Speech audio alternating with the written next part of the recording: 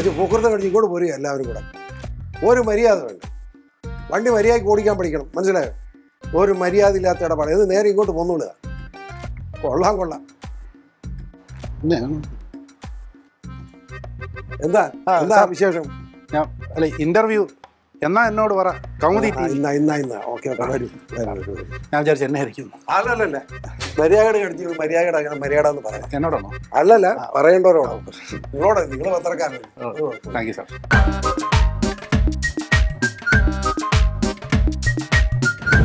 Sir, ഈ പൂഞ്ഞാറ്റുകാരനാണെന്നാണ് പൊതുവെ കേരളത്തിലെ എല്ലാവരും പറയുന്നത്. എന്നിട്ട് സാർ ഈരാറ്റുമായിട്ടാണ് വീട് വെച്ചിരിക്കുന്നത്. ഞാൻ ഈ അരുവിത്രക്കാരനാണ്. എൻ്റെ കാറിന് പുറകെ എഴുതിയിട്ടുണ്ടല്ലോ.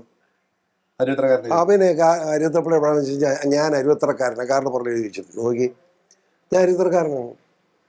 ഈരാറ്റുപേട്ട മുനിസിപ്പാലിറ്റിയിലെ ഒരു പ്രത്യേക ക്രിസ്ത്യൻ സമൂഹവും ഹിന്ദു സമൂഹവും ഒരുമിച്ച് താമസിക്കുന്ന പ്രദേശമാണ് അരുവിത്രപ്പാറ. ആ അരുവിത്രക്കാരൻ, ഇത് അരുവിത്രയാണ്. ഞാൻ അരുവിത്രക്കാരനാണ്. ശരി. സാറിൻ്റെ പൂർവികർ? എൻ്റെ അപ്പൻ ഇവിടെ താമസിക്കുന്നത്. എൻ്റെ നേരെ ഓപ്പോസിറ്റ് കാണുന്നതാണ് എൻ്റെ തറവാട്. ഞാൻ ജനിച്ചു വിടാതെ എൻ്റെ അപ്പൻ ആ വീട്ടിലായിരുന്നു. അങ്ങനെ ഞങ്ങൾ 9 മക്കളല്ല. നിങ്ങളെപ്പോലെ 2, 3 ഒന്നും അല്ല. ഞങ്ങൾ 9 മക്കളുണ്ടായിരുന്നു. സാർ, അവരുടെ പേരെന്ന് പറയാൻ പറ്റും? എൻ്റെ വീട്ടിലെയോ? എൻ്റെ അപ്പൻ ചാക്കോച്ചൻ, എൻ്റെ അമ്മ മറിയാമ്മ, പുറപ്പന്താനം കൂട്ടിക്കൽ പുറപ്പന്താനമാണ്. അപ്പൻ പ്ലാത്തോട്ട് അറിയാമല്ലോ, പറയണ്ടല്ലോ. ഞങ്ങൾ 9 പിള്ളേരാണ്. എൻ്റെ ഏറ്റവും മൂത്ത ആള് പെണ്ണമ്മ എന്ന് പറയുന്നത് എൻ്റെ പെങ്ങളാണ്. അത് 5 പെണ്ണും 4 ആണുമാണ്. രണ്ടാമത് ഒരു മൂത്ത ആള് പെണ്ണമ്മ, അവർ എറണാകുളത്തുണ്ട്. രണ്ടാമത്തത് കുട്ടപ്പൻ എന്ന് പറയും, മരിച്ചുപോയി. മൂന്നാമത്തത് ഞാനാണ്, കുഞ്ഞുമോൻ എന്നാണ് എന്നെ വിളിക്കുന്നത്. നാലാമത്തത് പിന്നെ അത് കഴിഞ്ഞ് നാലാമത്തത് ഔസേപ്പച്ചൻ മരിച്ചുപോയി. 5 മേരിക്കുട്ടി രാമൂരത്തുണ്ട്. 6 സലോമി പാലക്കാട്ടാണ്.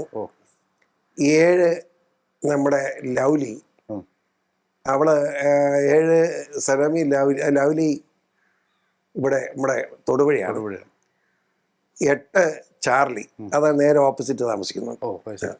9 സിസിലി. ഇങ്ങനെ ഞങ്ങൾ 9 പേരാണ്. 5 പെണ്ണും 4 ആണ്. രാഷ്ട്രീയത്തിൽ സാർ മാത്രമേ ഉള്ളൂ? രാഷ്ട്രീയത്തിൽ ഞാൻ മാത്രമേ, വേറെ ആരുമില്ല. ഞാനില്ലായിരുന്നു. ഞാനിങ്ങനെ വഴിതെറ്റി വന്നു പോയ രാഷ്ട്രീയക്കാരനാണ് ഞാൻ. എൻ്റെ അപ്പൻ ഈ സ്വാതന്ത്ര്യ സമരവും വലിയ ഗാന്ധിജിയും ഒക്കെ നെഹ്റു എന്നൊക്കെ പറഞ്ഞ ദൈവമാണ്. എനിക്ക് അവരൊന്നും ദൈവമായിട്ട് തോന്നിയിട്ടില്ല കേട്ടോ, സത്യം പറയണമല്ലോ. രാഷ്ട്രീയമായിട്ട് ബഹുമാനിക്കുന്നു. നെഹ്റുവിന് എനിക്ക് ഒട്ടും ബഹുമാനമില്ല. അങ്ങനെ പറയാമല്ലോ, സത്യം പറയാൻ പേടിക്കേണ്ട കാര്യം. ഞാൻ ആരെങ്കിലും ചെലവിലാണോ? നെഹ്റു എന്ന് പറഞ്ഞ ഒറ്റ ഒരുത്തരല്ലേ പാകിസ്ഥാൻ ഉണ്ടാക്കി വെച്ചത്. അന്ന് സർദാർ വല്ലഭായ് പട്ടേലെങ്ങനെ ഇന്ത്യൻ പ്രധാനമന്ത്രി പാകിസ്ഥാനിക്ക് വഴക്കുമില്ല, പൊക്കോളുകയായിരുന്നില്ല പാകിസ്ഥാനിലോട്ട്. അല്ല, നമ്മൾ അങ്ങ് കടുകയറി പോകുന്നില്ല. അങ്ങനെ പറയാനുള്ളത് പറയും. ചെറുപ്പകാലത്തിന്റെ, സാറിന്റെ ചെറുപ്പകാലത്തിൽ അപ്പനെ എങ്ങനെ ഓർമ്മിച്ചെടുക്കുന്നു ആ ഒരു കാലഘട്ടം? അപ്പൻ ഞങ്ങള് ഇപ്പൊ ഒരൊറ്റ കാര്യം പറയാം, എല്ലാം ഒന്ന് മുഴുപ്പായിട്ട് തോന്നുന്നത്. അതുകൊണ്ട് എനിക്ക് അന്ന് ജീവിക്കാൻ എന്ന് ഞാൻ പഠിച്ചുകൊണ്ട്, ഇപ്പൊ എറണാകുളത്ത് ഞാൻ പഠിച്ചിരുന്നത്, പഠിച്ചുകൊണ്ടിരുന്ന കാലത്തെ ജീവിതം എനിക്ക് എല്ലാ MLA പണി എല്ലാം ഇട്ടേച്ച് ഞാൻ പോകും. അത്ര സുഖ ജീവിതമായിരുന്നു. അപ്പൻ ഇവിടുത്തെ ഈ റേഞ്ച് മുഴുവൻ കള്ള് ഷാപ്പും പട്ടക്കടയൊക്കെ, അന്ന് പട്ടക്കടയൊക്കെ ഉള്ള കാലമാണ്. എല്ലാ ശനിയാഴ്ച അല്ല ഞായറാഴ്ച ഈ തൊഴിലാളികൾ 10-400 പേരും എല്ലാം കൂടെ വീട്ടിൽ വരും. ഒരു നല്ല ജീവിതമായിരുന്നു. വീട്ടിലെ ജോലിക്ക്.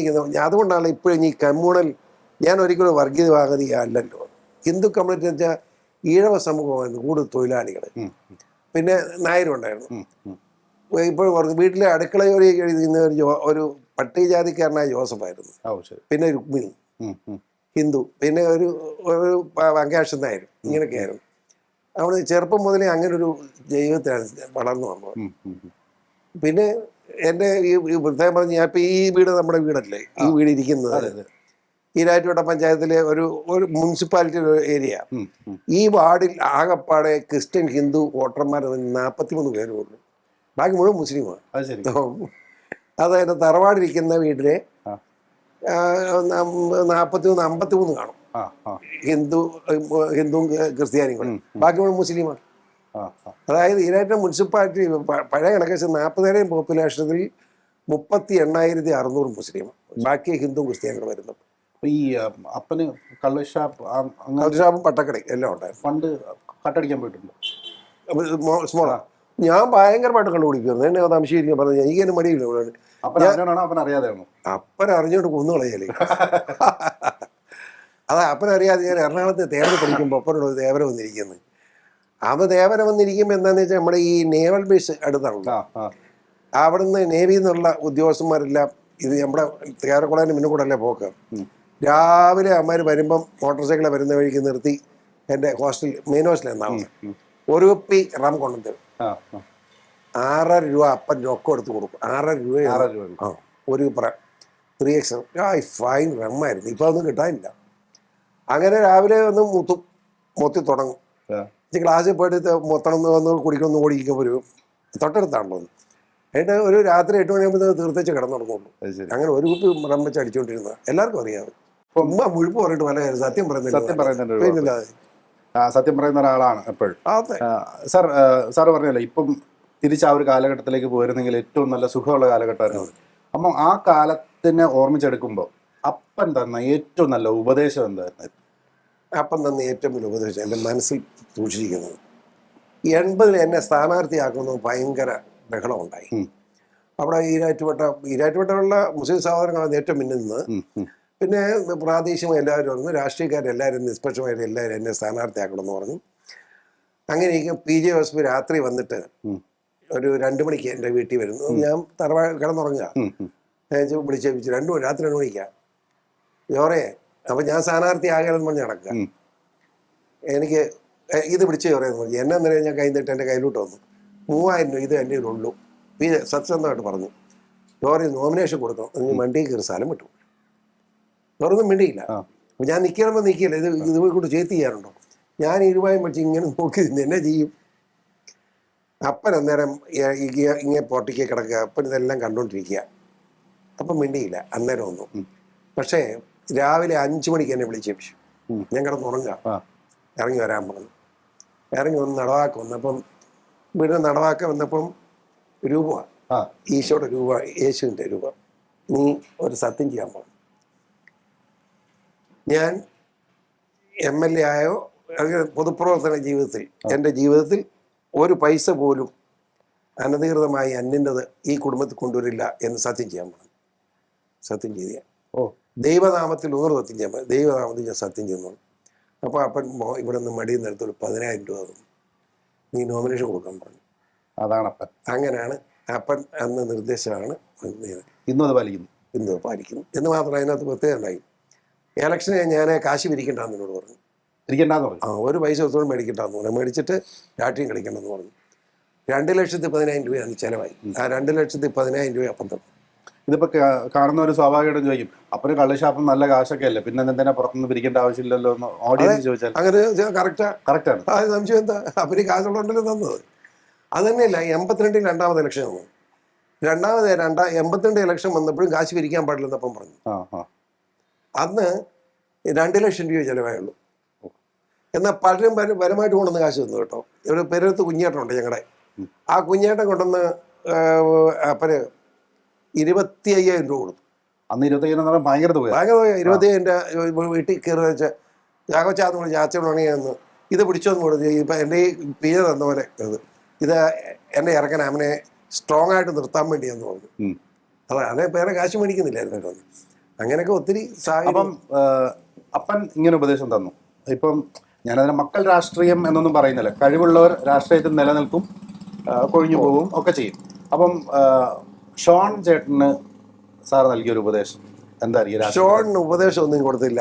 അതായത് ഞാൻ അവനെ സ്ഥാനാർത്ഥിയായി ഇപ്പോൾ ജില്ലാ പഞ്ചായത്ത് പറയാൻ അവന് ഈസ്റ്റ് ബാങ്കിൻ്റെ വൈസ് ചെയർമാൻ. ഈസ്റ്റ് ബാങ്ക് എന്ന് പറഞ്ഞാൽ കേരളത്തിലെ ഏറ്റവും വലിയ അർബൻ ബാങ്കാണ്. ഞാൻ അവനെ ഇപ്പം എന്താ സംഭവിച്ചതെന്ന് ചോദിച്ചാൽ, ഞാൻ ഇവിടെ ഈ സീറ്റ് വന്നപ്പോൾ നമ്മൾ ഒറ്റയ്ക്കല്ലേ മത്സരിക്കുന്നത്. ഇലക്ഷൻ ഞാൻ ഒറ്റയ്ക്കാണ് ജയിച്ചത് എന്ന് പറഞ്ഞ പോലെ ഇതും ഒറ്റയ്ക്ക് മത്സരം നടക്കുക. അപ്പോൾ ഞാൻ 3 മണ്ഡലം പ്രസിഡന്റ് ജോസിനെ സ്ഥാനാർത്ഥിയാക്കി. ജില്ലാ പഞ്ചായത്ത് സ്ഥാനാർത്ഥി ഡിക്ലെയർ ചെയ്തു. കാരണം നമ്മുടെ ഒരു സ്ഥാനാർത്ഥി ജയിച്ച ഒരു മെമ്പർ ഉണ്ടായിരുന്നു കളപ്പുരയ്ക്ക് പറമ്പിലെ നമ്മുടെ വനിത. അവർ മരിച്ചുപോയി. പകരം വരുന്ന ഇലക്ഷനാണ്. ഞാൻ അവരെ ഒരു ജോസും കൂടെ സ്ഥാനാർത്ഥിയാകുമ്പോൾ ജോസ് വോട്ടുപിടുത്തമൊക്കെ നടക്കുമെങ്കിൽ ജോസും 6 പഞ്ചായത്ത് കമ്മിറ്റിയുടെ പ്രസിഡന്റുമാരുടെ വീട്ടിൽ വന്നു. ഞാൻ അപ്പോൾ ഓഫീസിൽ ഇരിക്കുക. ഞാൻ ജനവ്യവസായം ഞാൻ നിൽക്കുകയില്ല. നീ നിന്നെ നിൽക്കാൻ ഞാനല്ല നിശ്ചയിച്ചു, നീ നിന്നല്ല കുഴപ്പം. അത് ജയിക്കാൻ സാധ്യത കുറവാണ്.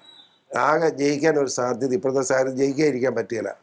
ഷോണിനെ നിർത്താമെങ്കിൽ നമുക്ക് ജയിപ്പിച്ചെടുക്കാൻ ഒരു മാർക്കുമില്ല, ആളുകൾ ആ സ്റ്റാൻഡിലാന്ന് പറഞ്ഞു. അപ്പോൾ ഞാൻ ഒന്ന് വിഷമിച്ചു. ഞാൻ അതൊരു ബുദ്ധിമുട്ടുണ്ടല്ലോ, ഞാൻ അവനോട് ചോദിക്കാം, പ്രായമായതാണ്, അവനോട് ചോദിക്കണം, പ്രായപൂർത്തിയായവരോട് നമുക്ക് ചോദിക്കാം. ഞാൻ വിളിച്ചവനെ, എങ്ങനെയാണ് നിൻ്റെ അഭിപ്രായം? അവൻ പറയും, എന്നെ ഒഴിവാക്കിയ എനിക്ക് വലിയ ഉപകാരമാണ്, പിന്നെ പപ്പ എങ്ങനെ നിർബന്ധിച്ചാൽ നിൽക്കാം, അല്ല എന്നെ ഒഴിവാക്കണം എന്ന് അവൻ പറഞ്ഞു.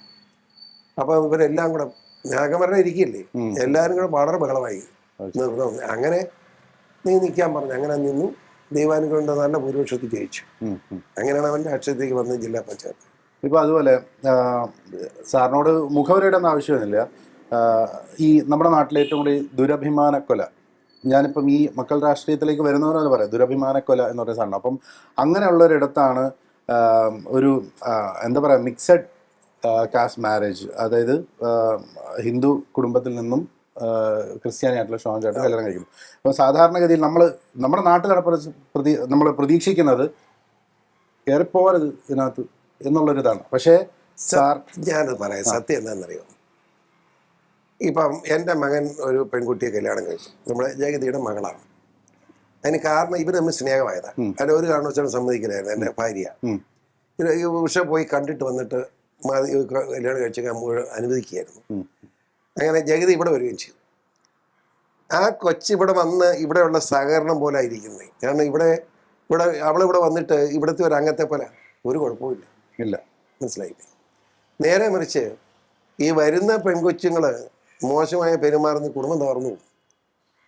അതാണ് ഈ ദുരഭിമാനക്കൊലയൊക്കെ നടക്കാൻ കാരണം. പിന്നെ ആ ഒരു കെട്ടി വരുന്ന എൻ്റെ ഒരു അഭിപ്രായമേ, അത് ഞാൻ പറയുമ്പോൾ തെറ്റിദ്ധരിക്കരുത്, അത് ജഗതി ശ്രീകുമാർ പറഞ്ഞ ആ ഓർമ്മ വെച്ച് പറയാ. അങ്ങനെ ഈ കല്യാണം ഫിക്സ് ചെയ്ത് കഴിഞ്ഞ് ഒരു ദിവസം ഇവിടെ വന്നു, എന്നെ വിളിച്ചിട്ടോ, പീരിമേട്ടിൽ നിന്നാണ് വിളിച്ച്, ഇവിടെ വന്ന് കാണണമെന്ന്. ഞാൻ വന്നു. പുള്ളി എന്നോട് ചോദിച്ചു, കല്യാണം കഴിഞ്ഞ ഷോൺ വക്കീലായിട്ടാണല്ലോ പ്രാക്ടീസ് ചെയ്യാൻ പോകുന്നത്, തിരുവനന്തപുരത്താണോ ഇവിടെയാണോ? ഞാൻ എന്നെ പോലെ സുഹൃത്ത് ഇങ്ങനെ വെച്ചാൽ അവനെ തിരുവനന്തപുരത്ത് ദത്തുവിടാൻ എനിക്ക് പറ്റുമോ? അവൻ ഇവിടെ ആയിരിക്കും എന്ന് പറഞ്ഞു. അങ്ങനെ ഒരു കാര്യമുണ്ടെന്ന് പറഞ്ഞു, എൻ്റെ പെണ്ണെ കൂടി നിങ്ങൾക്ക് ക്രിസ്ത്യാനിയാക്കാം. നേരെ മറിച്ച് ഷോൺ തിരുവനന്തപുരത്താണ് വരുന്നതെങ്കിൽ എൻ്റെ പെൺകൊച്ച്, എൻ്റെ മകള് പെൺകുട്ടിയായിട്ട് തന്നെ പോകും, അതായത് ഹിന്ദു കമ്മ്യൂണിറ്റി പോകും. ഞാൻ അങ്ങനെ ഇവിടെ വന്നാലും ഇപ്പം ഹിന്ദുവായിട്ട് പോലെ എനിക്കും ഒരു കുഴപ്പമില്ല, എൻ്റെ വയ്ക്കാത്ത ഒരു കുഴപ്പമില്ലെന്നോ. ആ പുള്ളി പറഞ്ഞു, അതിൻ്റെ പ്രശ്നം നമ്മളെല്ലാം മരിക്കും, അത് കഴിഞ്ഞ് നമ്മുടെ കാലം ഒത്തിരി കാലം കഴിയുമ്പം ഷോണും മരിക്കും, എൻ്റെ മകളും ഒക്കെ മരിക്കും, നിങ്ങൾ എൻ്റെ മകളെ എവിടെ അടക്കുന്നതെന്ന് വെച്ചു. പ്രസക്തിയുള്ള ഞാൻ സ്വാഭാവികമായ അരുത്തപ്പള്ളിയിൽ ഞങ്ങൾക്ക് പ്ലാത്തോൺ കൊണ്ടുവന്ന് ഏറ്റവും വലിയ കല്ലറയുള്ളതാണ്, അതിനകത്ത് അടക്കണം എന്ന് എൻ്റെ ആഗ്രഹം. അങ്ങനെ അടക്കുന്നുള്ളതാണ്. പക്ഷേ ഇപ്പം ഹിന്ദു കമ്മ്യൂണിറ്റി ആണെങ്കിൽ എങ്ങനെ അടക്കും? അതൊന്നും അതിനെ ക്രിസ്ത്യാനിയാക്കുന്നത്. അങ്ങനെയാണ് ക്രിസ്ത്യാനിയാക്കാൻ കാരണം. ഇപ്പം മരുമകളെ സ്വന്തം വീട്ടിൽ അംഗത്തെ പോലെയാണ്, അംഗമായിട്ടാണ് സാർ പറഞ്ഞത്. അംഗമാണെന്ന് മാത്രമല്ല, അവളാണ് വീട്ടിലെ കാര്യങ്ങൾ നിയന്ത്രിക്കുന്നത്, നമ്മളാരും അതിനകത്ത് ഇടപാടില്ല. ഇപ്പം അവള് രാവിലെ 9 ആയപ്പോൾ അവള് വക്കീൽ പണിക്ക് പോയിരിക്കുക. പാലാക്കോട് നല്ല പ്രാക്ടീസ് അവൾക്ക്. അപ്പൊ എൻ്റെ ഒരു റാൻഡം ആയിട്ടുള്ളൊരു ചോദ്യം, ഇപ്പൊ വീട്ടിലുള്ള സമയത്ത് പിന്നെ ഭാര്യ ഉണ്ടാക്കുന്നതാണോ മരുമകൾ ഉണ്ടാക്കുന്ന ഭക്ഷണമാണോ ഏറ്റവും കൂടുതൽ രുചികരമായി തോന്നിയിട്ടുള്ളത്? എനിക്ക് വ്യത്യാസം തോന്നിയിട്ടില്ല. അത് വളരെ തന്ത്രപരമായിട്ടുള്ള അല്ലല്ലോ, സത്യസന്ധമായിട്ട് പറഞ്ഞത്. ഇന്ന് രാവിലെ ഇന്ന് രാവിലെ കഴിച്ചത് ദോശയും ചമ്മന്തിയും സാമ്പാറും മുട്ട റോസ്റ്റും പിന്നെ ഏത്തക്കായും വരും. അത് എനിക്ക് നിർബന്ധമാണ്. രാവിലെ ഒരു 2 മുട്ട റോസ്റ്റ് ചെയ്ത് അങ്ങനെ മരിച്ചിട്ട് തിരിച്ചിട്ട് ഡബിൾ ഫ്രൈ പറയണം, ഒരു ഏത്തപ്പഴം കഴിക്കണം. പിന്നെ അപ്പമോ ദോശയോ ഇടിയപ്പോ കപ്പയോ എന്താണ് സംഭവം. കപ്പയാണെങ്കിൽ ഇറച്ചി വേണം, ഇറച്ചി ചാറ്, ഇറച്ചി കഷ്ണം ഇഷ്ടമല്ല. പിന്നെ ഈ കപ്പയാണെങ്കിൽ മാത്രമേ ഉള്ളൂ ഇങ്ങനെ ഈ മത്സ്യം മാംസം ഇൻട്രസ്റ്റ് ഇല്ല. എനിക്ക് ഇറച്ചിയോട് വലിയ ഇൻട്രസ്റ്റ് ഇല്ല. ഇതിൽ ഭാര്യ ഉണ്ടാക്കുന്നതാണോ മകൾ ഉണ്ടാക്കുന്നതിലാണോ ഏറ്റവും സ്പെഷ്യാലിറ്റി ഉള്ളത്? ഒന്നുമില്ല, രണ്ടും ഒരേ. ഒരാൾ തിരുവനന്തപുരത്ത് നിന്നാണല്ലോ, പക്ഷെ ഒരു കാര്യം തിരുവനന്തപുരത്ത് വന്നെന്ന് പറഞ്ഞ കാര്യം, അവൾ ഇവിടെ വന്നല്ലേ ഇതിനെ പഠിച്ചത്. അവിടെ തിരുവനന്തപുരത്ത് അടുക്കള കയറിയിട്ടുണ്ടോ പാവം? അതല്ല പ്രശ്നം. അവൾ ഇവിടെ വന്ന ഈ അടുക്കള കയറിയത്, അവൾ ഇവിടുത്തെ കണ്ട് പഠിച്ചിരിക്കുക. അത് ശരി. പിന്നെ അവള് ഈ കറി അരിയുന്നതിനകത്തൊക്കെ വ്യത്യാസമുണ്ട് അവളാണെങ്കിൽ. പക്ഷെ കുക്കറി ഷോ ഒക്കെ ചെയ്തിട്ടുണ്ട് അതിവിടെ വന്നതിന് ശേഷം. വന്നതിന് ശേഷം. അത് ശരി. സാറിന് ഏറ്റവും ഇഷ്ടപ്പെട്ട ഭക്ഷണം? എനിക്ക് ഏറ്റവും കറിയാണെങ്കിൽ ഏതായാലും നല്ല പാവയ്ക്ക തേങ്ങ ഇട്ടുള്ള കറിയാണ് ഏറ്റവും പാവയ്ക്ക കറി ഏറ്റവും ഇഷ്ടം. എന്നും വെച്ചാൽ എന്നും കഴിക്കും? എന്നും കഴിക്കും കിട്ടിയാൽ. സാധാരണ ഒരു ക്രിസ്ത്യാനി അങ്ങനെ അവരുടെ ഇപ്പം നല്ല പന്നി ഉലർത്തിയത് എനിക്ക് ഇഷ്ടമേ ഇല്ല. ഇറച്ചിയേ ഇഷ്ടമല്ല, സത്യം പറയാം. ആട്ടിറച്ചി തിന്നതെന്ന് ഞാൻ തീരുമാനിച്ചിരിക്കുക. പിന്നെയും വല്ലപ്പോഴും വല്ല പന്നിയാണ് പിന്നെ പറ്റുമെങ്കിൽ ഞാൻ ഈ പന്നിയോട് എനിക്ക് വിരോധം ഉണ്ടായിട്ടല്ല. അപ്പൊ ഈ ഈരാറ്റോടെ വളർന്നുകൊണ്ട് രസമെന്ന് വെച്ചാൽ അവിടുന്ന് നാടൻ പന്നി റോഡിൽ കൂടെ പണ്ട് കാലത്ത് കൊച്ചായിരുന്നു വീട് കടന്ന് വരുവേ, ഒറ്റയേറ് ഞാൻ കൊല്ലുമായിരുന്നു. ഒറ്റയേറ് പന്നിയെ കൊല്ലും. ആ പന്നിയെ വിരോധമായിരുന്നു എനിക്ക്. കാരണം ഈ പേട്ടക്കാരുടെ ഇടയ്ക്ക് ജീവിച്ച് അങ്ങനെ ആയി പോയായിരുന്നു. അതുകൊണ്ട് പന്നിയൊന്നും ഇവിടെ ഈ ഞങ്ങളുടെ ഈ നാട്ടിൽ കൂടെ വരാൻ സമ്മതിക്കാനായിരുന്നു. സാർ കുക്ക് ചെയ്യോ? കുക്ക് ചെയ്യുമെന്ന് വെച്ചാൽ ഞാൻ തമാശ കളിക്കുന്നത്, അല്ലാതെ കുക്ക് ചെയ്യാണ്ട് നമുക്ക് പറ്റി പഠിക്കണോ? എന്നാലും കുക്ക് ചെയ്തും ചിലപ്പം ഞാൻ എന്നത് ഇപ്പം മുട്ട പൊരിക്കാനും വലിയ വേണോ. പക്ഷെ കുക്ക് ചെയ്യുന്ന വെച്ചാൽ ഈ കറിക്ക് അരിയാനൊന്നും നമുക്ക് പറ്റില്ല. അതൊക്കെ അരിഞ്ഞു തരണം. ഇതൊക്കെ അരിഞ്ഞ് തന്നു കഴിഞ്ഞാൽ ഉണ്ടാക്കാൻ പറ്റുന്നത് ആദ്യം ഏതോ ഞാൻ ഉണ്ടാക്കി. ഇപ്പൊ ഫ്രണ്ട്സൊക്കെ ആയിട്ട് ഒരുമിച്ച് കൂടുമല്ലോ, പാർട്ടി ക്യാമ്പ് ഫയർ. അപ്പോൾ മലയോര പ്രദേശമാണ്, ഇവിടെ ആരും അങ്ങനെ ശല്യം ചെയ്യാനും വരാനൊന്നുമില്ല. അപ്പം ആ ഒരു പാർട്ടി സമയത്ത് ഇപ്പം സാറിന് ഉണ്ടാക്കാൻ അല്ലെങ്കിൽ എല്ലാവർക്കും ഉണ്ടാക്കി കൊടുക്കാൻ, ഈ പറഞ്ഞ അറിയാൻ സഹായം ഉണ്ടാകുന്ന വിചാരിച്ചോ, അങ്ങനെ ഉണ്ടാക്കി കൊടുക്കുകയാണെങ്കിൽ എന്തായിരിക്കും ഉണ്ടാക്കി കൊടുക്കുക? എളുപ്പം എന്താണെന്ന് ചോദിച്ചാൽ ഇറച്ചിയാണ്. അരിഞ്ഞ് നല്ല ഞുറുക്കി നല്ലതാണെങ്കിൽ വലിയ ബുദ്ധിമുട്ടില്ല. വെള്ളം ഒഴിച്ച് അടുപ്പ് വെക്കുക. വെന്ത് കഴിയുമ്പം വെള്ളം കളഞ്ഞ് വെച്ച് വെള്ളം മുമ്പ് ഇരുന്നോട്ടെ. നല്ല മസാലപ്പൊടി ഇട്ട് നമ്മുടെ തേങ്ങ അരച്ചെന്ന് പറഞ്ഞാൽ തേങ്ങയും മുളകും മല്ലി എല്ലാം ചേർത്ത് അരയ്ക്കണം. അരച്ചിട്ടിട്ട് അത് ഇട്ട് നല്ലോണം ഒന്നുകൂടെ വേവിച്ച് കഴിഞ്ഞിട്ട് ഒരു ചീനിച്ചട്ടിക്കകത്തിച്ച് വെളിച്ചെണ്ണ നല്ലോണം ഒഴിച്ചിട്ട് അത് വെച്ചാൽ കടുക് പൊട്ടിക്കണം. മനസ്സിലായോ? ആ കടുക് പൊട്ടുന്ന സമയം കഴിക്കുമ്പോഴത്തേന് സബോള കുറച്ച് അരിഞ്ഞിട്ട്, ഉള്ളിയൊക്കെ നല്ല സബോളയാണ് ഇറച്ചിയാകുമ്പോൾ, എന്നിട്ട് അങ്ങോട്ടിട്ട് ഇളക്കി എടുത്ത നല്ല ഫൈൻ സാധനം. മനസ്സിലായോ? മിസ് ചെയ്തു, വിളിച്ചു പറഞ്ഞിട്ട് വരണ്ടായിരുന്നു. കുറച്ചും കൂടെ സൗഹൃദത്തെ പറ്റി പറയുമ്പോൾ നമ്മുടെ ലൈഫിൽ, എല്ലാവരുടെയും ലൈഫിൽ ഭാര്യ മക്കളൊക്കെ ഉണ്ടെങ്കിൽ നമ്മുടെ ഏറ്റവും വലിയ പിൻബലവും, നമുക്ക് വീട്ടിൽ നിന്ന് പുറത്തോട്ട് ഇറങ്ങിക്കഴിഞ്ഞാൽ നമ്മുടെ ഏറ്റവും വലിയ ബലം നമ്മുടെ സൗഹൃദങ്ങളാണ്. സാറിൻ്റെ ഒരു സ്കൂൾ കാലഘട്ടം തൊട്ടോ അല്ലെങ്കിൽ സൗഹൃദം എന്താണെന്നും അതിൻ്റെ മൂല്യം മനസ്സിലാക്കിയ കാലം തൊട്ടോ ഇന്ന് വരെ സൂക്ഷിക്കുന്ന സൗഹൃദങ്ങളുണ്ടോ? അതായത് സൗഹൃദം ഉണ്ടോ എന്ന് ചോദിച്ചാൽ ഉണ്ട്. പക്ഷെ പ്രശ്നം അതല്ല, ഓരോ കാലഘട്ടത്തിലും മാറി മാറി വരും. കാരണം നമ്മുടെ ഈ ഓട്ടപ്രദേശത്തിൽ ജനങ്ങൾ ഇവിടെ നിൽക്കുന്നില്ലല്ലോ. എൻ്റെ ഏറ്റവും വലിയ സുഹൃത്തും ഒരു ഭാസ്കരനായിരുന്നു. ഞാൻ 2 ഇടി വെച്ച് കൊടുക്കും എല്ലാവരും. സ്കൂളിലെ കാര്യമാണ്. അവൻ നല്ല ആശാരിയായി മാറി, മരിച്ചു കേട്ടോ ഈ അടുത്ത കാലത്ത്. പക്ഷെ അവൻ മരിക്കുന്നിടം വരെ ആ ബന്ധം ഞാൻ നിലനിർത്തിയത്. ഭയങ്കര സ്നേഹമായിരുന്നു. അങ്ങനെയുള്ള ബന്ധങ്ങളുണ്ട്. എന്നാൽ ഇപ്പം പേഴ്സണൽ ബന്ധം നോക്കുകയാണെങ്കിൽ ഇപ്പോൾ എനിക്ക് ഏറ്റവും അടുപ്പമുള്ള ആളുകളെന്ന് പറയുന്നത്, ഒന്ന് ഇപ്പം പാർട്ടി പ്രവർത്തകരല്ലേ കേട്ടോ, KF കരിങ്കളപ്പുറയ്ക്കപ്പറമ്പിൽ നമ്മുടെ ഈസ്റ്റ് ബാങ്ക് ചെയർമാൻ. പുള്ളിൻ്റെ ഒരു ജ്യേഷ്ഠ സഹോദരനായിട്ട് എപ്പോഴും ഞാൻ പലപ്പോഴും പുള്ളി അങ്ങോട്ട് പോയി കാണാറുണ്ട്. പിന്നെ ഒരാൾ നോക്കിയാൽ എനിക്ക് ഒരു ജയകുമാറുണ്ട് മുട്ടക്കെ, ക്ലോസ് ഫ്രണ്ടാണ്. ഞാനപ്പോൾ അമ്മയൊക്കെ ഉണ്ട്. പിന്നെ നോക്കിയാലുള്ള എനിക്ക് പുല്ലാട്ട് അപ്പച്ചൻ എന്ന് പറയും, ഇവിടെ തലനാട്. പുള്ളി എൻ്റെയൊക്കെ സീനിയറായിട്ടുള്ള പാർട്ടിക്കാരനാണ്. പിന്നെ ഒരാളുള്ള എബ്രഹാം മാത്യു മഴുവഞ്ചേരി, നമ്മുടെ ജില്ലാ പഞ്ചായത്ത് കൗൺസിൽ പ്രസിഡന്റായിരുന്നു, ജില്ലാ പഞ്ചായത്ത് പ്രസിഡന്റായിരുന്നു. വലിയ ബന്ധമാണ്. പിന്നെ അമ്പാറ ഒരു ചാച്ചോയി. അങ്ങനെ ഒരു സെറ്റുണ്ട് നമുക്ക് വളരെയേറെ അടുപ്പമുള്ള ആളുകൾ. പിന്നെ നമ്മുടെ ജോസ് ഫ്രാൻസിസ് എന്ന് പറയും, പൂഞ്ഞാറ്, വളരെ അടുപ്പമുള്ള ആളാണ്. പിന്നെ മധു ഈട്ടിക്കൽ എന്ന് പറയും, നമ്മുടെ അടുത്ത ആളാണ്. അവരൊക്കെ എന്തുകൊണ്ട് സഹായിക്കാൻ ഓടി എത്തുന്നവരാണ്. അതാ ഞാൻ പറഞ്ഞത്. അപ്പോൾ ഈ ഒരു സാറിൻ്റെ ഒരു നല്ല യൗവനം, ഇപ്പം യൗവനം അല്ല നല്ല കേട്ടോ, യൗവനത്തിനെക്കാളും നല്ല എനർജി ഇല്ല. പക്ഷെ എന്നാലും പിന്നെ ഈ പണ്ട് ഈ കാട്ടിൽ പോയി വെടിവെക്കുക അങ്ങനത്തെ പരിപാടി അതങ്ങനെയല്ല. ഞാൻ കാട്ടിൽ പോയി വെടിവെച്ചേക്കണെന്ന് വെച്ചാൽ, അന്ന് ഞാൻ തേവര പഠിച്ചുകൊണ്ടിരിക്കുക. അപ്പോൾ പാറ സാറെന്ന് പറയും, ഇവിടെ പഴയ DGP MK ഹോസ്പിറ്റലിൻ്റെ ഞങ്ങളുടെ ഭർത്താവാണ്. പിള്ളേർ മകൻ സന്തോഷമൊക്കെ നല്ല പിള്ളേരാണ് കേട്ടോ, 2 പിള്ളേരും. ഏതാ കാലഘട്ടം? 71. 71. ഈ പാറ സാറ് ഒരു ദിവസം ഒരു ഫീറ്റ് കാറാണ് കൊണ്ടേ വന്ന് ഹോസ്റ്റലിൻ്റെ അവിടെ നിർത്തി. കുഞ്ഞുമോനെ എന്ന് വിളിച്ചു. അപ്പോൾ പുള്ളിയുടെ സൗണ്ട് കേട്ട് ഞാൻ ഏറ്റു. ഞാൻ മുറിയിലുണ്ട്. ഞാൻ എന്നാ സാധനം നീ വന്നടാ പോയി എന്ന് പറഞ്ഞു. പിന്നെ ഒരു കാർ നിരപ്പിൽ ഞാൻ കിടന്നില്ലേ. ഞാൻ വേഗം അറിയിച്ച ഇട്ടിരിക്കുന്ന മുണ്ടും ഷർട്ടും ഉള്ളൂ, വെള്ള ഷർട്ടും മുണ്ടുമാണ്. നമുക്ക് ടൗണിലൊക്കെ പോയിച്ചു വരാമെന്ന് ഞാൻ എന്നെ കയറ്റി. ഞാൻ കയറി പിന്നെ പുള്ളി ഒറ്റയ്ക്കാണ്, ഞാൻ പിന്നെ ഇരിക്കുകയാണ്. ഞാൻ കുറച്ച് കഴിഞ്ഞ് നോക്കിയപ്പോൾ ഈ വണ്ടി എങ്ങോട്ടാന്നറിയോ, നേരെ വിട്ട് പോവുക. നോക്കിയോ പാലക്കാടാ. ഇട്ടിക്ക് ഷർട്ടും മുണ്ടല്ലോ ഒന്നുമില്ല, ഒരു ബനിയം പോലും ഇല്ല. നേരെ കൊണ്ട ദോടി എന്ന് പറയുന്ന എസ്റ്റേറ്റാണ് പുള്ളിയുടെ. ഒരു 10-100 ഏക്കറുണ്ട് പുള്ളിക്ക് അവിടെ. DGP MK അവിടെ ഉണ്ട് സ്ഥലം, അത്ര തന്നെ പുള്ളിക്കുമുണ്ട് അവിടെ. എസ്റ്റേറ്റ് അതുകൊണ്ടാക്കി ഞാൻ എങ്ങോട്ട് പുറത്തോട്ടിറങ്ങാൻ പറ്റുമോ, ഷർട്ടും മുണ്ടും പോലും ഇല്ലെന്നേ. ഞാനിങ്ങനെ അവിടെ ഭക്ഷണത്തിനൊന്നും കുഴപ്പമില്ല. എല്ലാ ദിവസവും നമ്മുടെ അവിടെ ഒരു വെടിവെപ്പുകാരന് പോയിട്ട് നല്ല ഈ കുരങ്ങിനൊക്കെ മേടിച്ചുകൊണ്ടിരുന്ന് തിന്നും. അതൊക്കെ തിന്ന് ഞാൻ 2 ദിവസം കഴിയുമ്പോൾ ഞാനൊന്ന് വെടിവെക്കാൻ പോകാമെന്ന് പറഞ്ഞ് ആ വെടിവെപ്പുകാരൻ്റെ കൂടെ അകത്തോട്ട് പോയി. ഒരു 4-5 കിലോമീറ്റർ വനത്തിനകത്ത് പോയി. അപ്പം ഞാൻ ഇങ്ങനെ മുകളിൽ നിൽക്കുമ്പം കുറേ ആന ഇങ്ങനെ നിൽക്കുക. ഞാൻ ആ തോക്കിയും കയറാൻ പറഞ്ഞിട്ട് ഒറ്റ എണ്ണം കൊടുത്തു കുണ്ടിക്കിട്ട് ആനയുടെ. ആന അലറിക്കൊണ്ട് എന്നോ അലറിച്ചായിരുന്നു അറിയാം. പക്ഷെ എനിക്ക് പേടിയില്ല, കാരണം ഞാൻ വീട്ടിൽ അങ്ങ് മുകളിൽ നിൽക്കുക ആനയുടെ പുറത്ത്. ആന താഴെ കൂടെ ഓട്ടോ മേളമൊക്കെ നടത്തി അത് പോയി.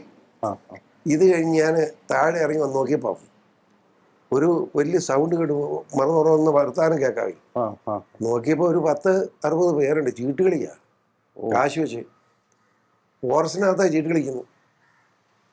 അവിടെ പിടിക്കാൻ പോലും നല്ല ചീട്ട് കളിക്കും. ഞാൻ അവിടെ ചെന്നു. അപ്പം എന്നെ കണ്ടപ്പം ഒരു പയ്യനെ തീരെ കൊച്ചാ, അന്ന് 50 കിലോയ്ക്ക് താഴെയാണ്. അതുകൊണ്ടല്ലേ അവർ ഒഴിച്ചു കളഞ്ഞു.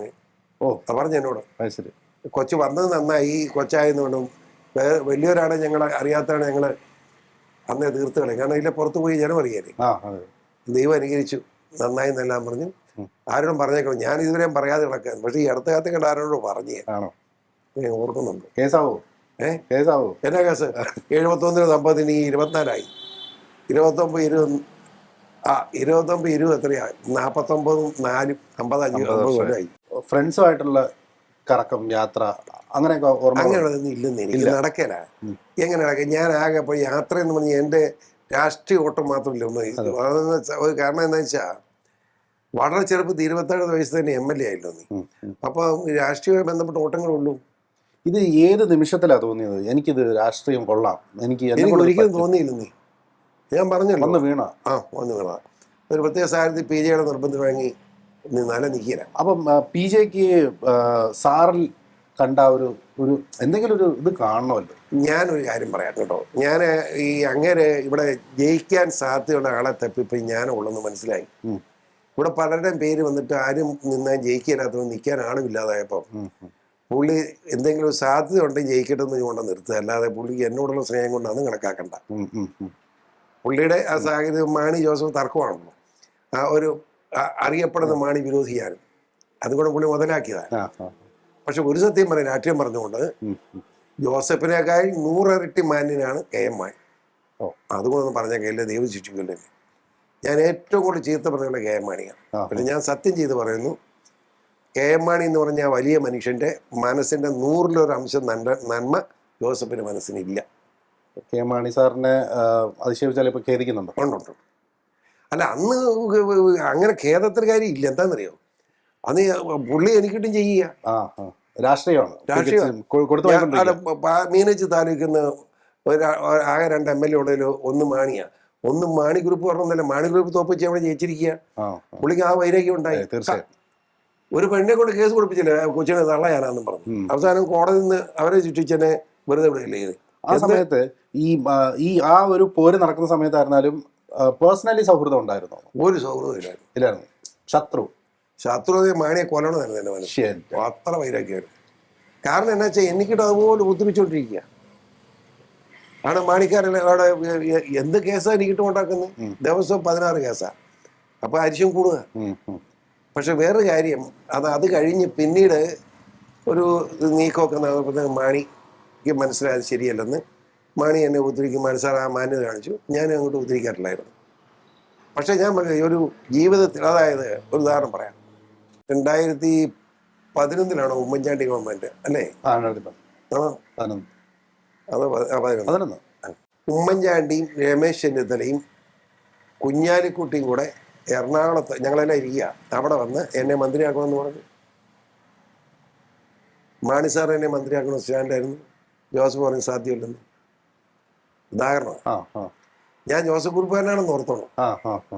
ജോസഫ് പറഞ്ഞു സാധ്യമല്ലെന്ന്. ഞാനന്ന് വഴക്കില്ലെന്ന്. അന്ന് ആകെ 72 പേരേ ഉള്ളൂ, 71 MLA-മാരുള്ളൂ ഇവിടെ. എനിക്ക് സൗകര്യമില്ലെന്ന് ഞാൻ പറഞ്ഞാൽ അന്നേരം പോയി ഗവൺമെന്റ്. അത് തന്നെ എൻ്റെ കൂടത്ത് വേറെ 3 MLA-മാരോട് നിൽക്കുക. ഞാൻ പാടില്ല, നമ്മളായിട്ടൊരു പാർട്ടിയെ തകർക്കരുത്. അങ്ങനെ കേരള കോൺഗ്രസ് പ്രശ്നം ഉണ്ടായിരിക്കുമ്പോൾ ഞാൻ ക്ഷമിച്ചത്. അങ്ങനെയാണ് വിപ്പായത്.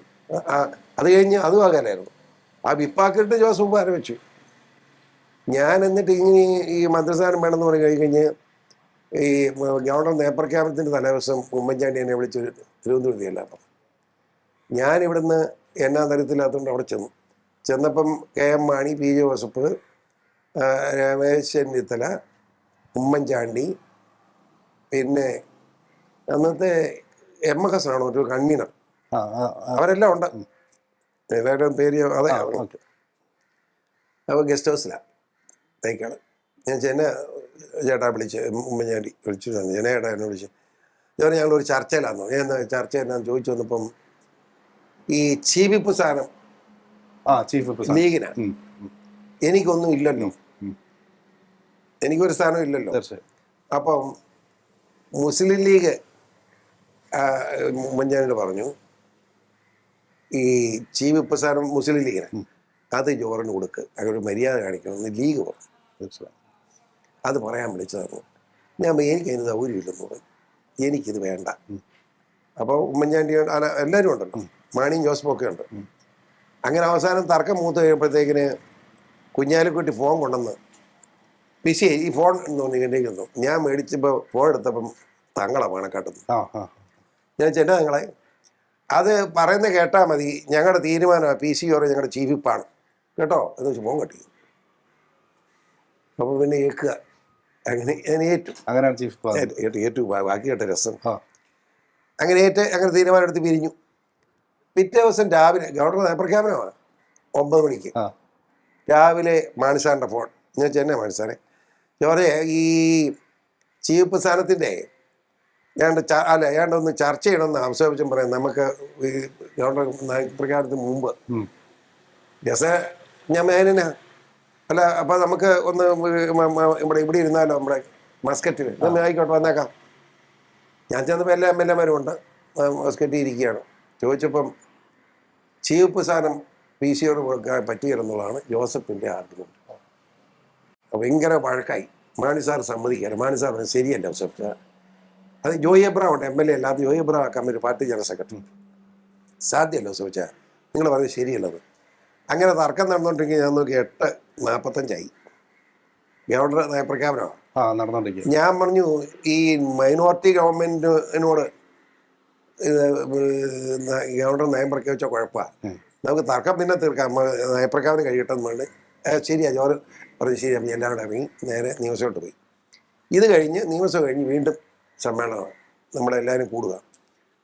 PJ ജോസഫ് ഒറ്റ അടിയാണ്, ജോർജിനെ സമ്മതിക്കാനെയാണ് എന്ന് പറഞ്ഞ് PJ ജോസഫ്.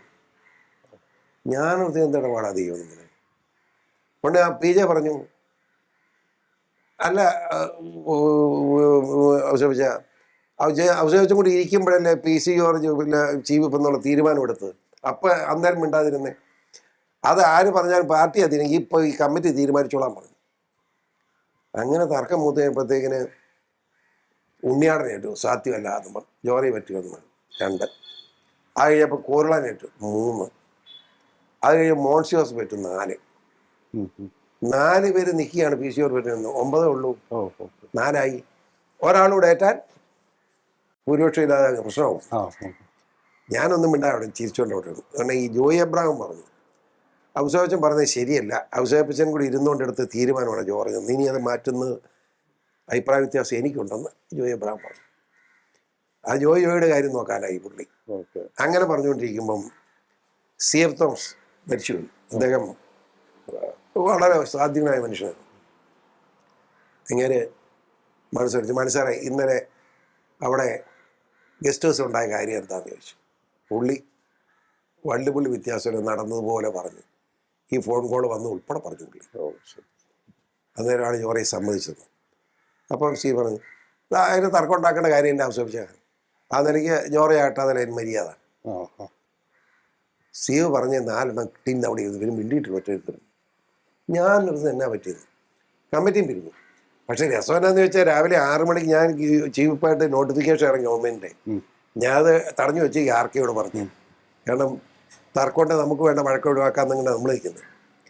അപ്പം ഞാനത് കഴിഞ്ഞ് മസ്കറ്റിൽ നിന്ന് MLA കോൺടെസ്റ്റിലോട്ട് ചെന്നപ്പം നമുക്ക് സീഫ് സാറില്ല. ഇതൊന്നും അറിയണ്ടേ. സീഫ് സാറ് ചങ്ങനാശ്ശേരിക്ക് വെച്ചു. ഞാൻ അവിടെ നിന്ന് വിട്ട് ചങ്ങനാശ്ശേരിക്കും. ചങ്ങനാശ്ശേരി എന്ന് സാജൻ പ്രായം പുള്ളി അനിയനെ കൂട്ടി ഞാൻ സീഫ് സാറിൻ്റെ വീട്ടിൽ ചെന്നു. സാറേ എന്താ സംഭവിച്ചു എനിക്ക് അറിയണമെന്ന് പറഞ്ഞു. എന്താ സാറ് രാവിലെ സംസാരിച്ച് സാറ് സമ്മതിച്ചില്ല, ഒന്നും മിണ്ടിയില്ല. ഈ രണ്ടാമതായപ്പോൾ എന്നെ സപ്പോർട്ട് ചെയ്തു. എന്താ കാര്യം? ആ ജോറെ ഞാൻ സത്യം എനിക്ക് കള്ളത്തിലൊന്നും പറ്റിയില്ല. ഞാൻ ഇന്നലെ MLA കോട്ടേഴ്സിൽ ഇരിക്കുമ്പോൾ ഔസേപ്പച്ചനും ആ 4 പേരും കൂടെ എൻ്റെ മുറി വന്നു. സാറേ ഈ ചീവിപ്പ് സാധനം അപ്പം എന്ന് പറഞ്ഞപ്പോൾ ഞാൻ ഓർത്ത് പുള്ളി പറയാനോട് ഞാൻ ഓർത്ത് എന്നെ ആക്കാൻ മന്ത്രിയായിരുന്നല്ലോ, അതുകൊണ്ട് ചീവിപ്പ് സാധനം എനിക്ക് തരാൻ കൂടെ വന്നതെന്ന് ഞാൻ വിചാരിച്ചു. അപ്പോൾ ഔസേപ്പച്ചൻ അത് ഉണ്ണിയാടനെ ആക്കണമെന്ന് അങ്ങനെ ചീഫ് സാർ സപ്പോർട്ട് ചെയ്യണമെന്ന് പറഞ്ഞു. ഞാൻ പറഞ്ഞു അങ്ങനെ ആ ചീഫ് സാർ നമ്മുടെ പാർട്ടിക്കും തീരുമാനിച്ചിട്ടുണ്ടെന്ന് പറഞ്ഞു. ചീഫ് സാർ നിങ്ങൾ പറയുന്നല്ലോ എനിക്കെന്നാ വിരോധം, ഞാൻ സമ്മതിച്ചെന്ന് പറഞ്ഞു വിട്ടു. പക്ഷെ പുള്ളിയോട് പറഞ്ഞില്ല ഇങ്ങനെ ഈ PC തീരുമാനിച്ചുള്ള പുള്ളി അറിയുന്നില്ല. അതാ രണ്ടാമത് പുള്ളി ചോദിച്ചത്. ഇത് കൂട്ട് കളിപ്പിലുമായിട്ട് വന്നേ ജോറെ ഞാൻ എന്ത് ചെയ്യും, എനിക്ക് ഇതിനകത്ത് കൂട്ടിരിക്കാൻ പറ്റില്ല, അതുകൊണ്ടാണ് ജോറെ ആകട്ടെ എന്ന് ഞാൻ പറഞ്ഞു. അങ്ങനെ ആ പ്രശ്നം തീർന്നു. ഇതാണ് സംഭവം. സാർ നമ്മളിവിടെ ഇരുന്ന് ഒരുപാട് നേരം ഇരുന്ന് വേരിറങ്ങിയ പോലെ എനിക്ക് വേരിറങ്ങിയാലോ എത്ര നേരം ഇങ്ങനെ ഇരിക്കാന്നുള്ള നിങ്ങളെപ്പോലെ പിള്ളേർക്കൊക്കെ വേരിറങ്ങും. നമുക്ക് പുറത്തൊക്കെ ഇറങ്ങിയാലോ? എവിടെ വേണേൽ പോവാം.